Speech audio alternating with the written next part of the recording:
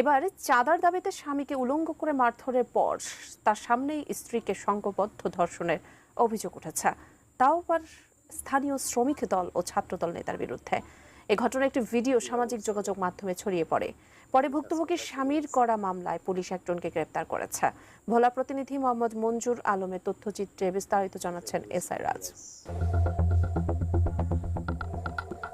ভোলার তজুমুদ্দিন উপজেলায় শ্রমিক দল, যুবদল ও কলেজ ছাত্র দলের কয়েকজন নেতাকর্মীর বিরুদ্ধে গৃহবধূকে দলবদ্ধ ধর্ষণের অভিযোগ উঠেছে।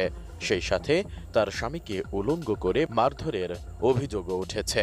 এই অভিযোগে সোমবার 7 জনের নাম উল্লেখ করে তজুমুদ্দিন থানায় বাদী হয়ে মামলা দায়ের করেছেন ভুক্তভোগীর স্বামী। এদিকে ঘটনায় জড়িত থাকার অভিযোগে পুলিশ একজনকে গ্রেপ্তার করেছে। এর আগে গত 29 জুন দুপুরে এ ধর্ষণের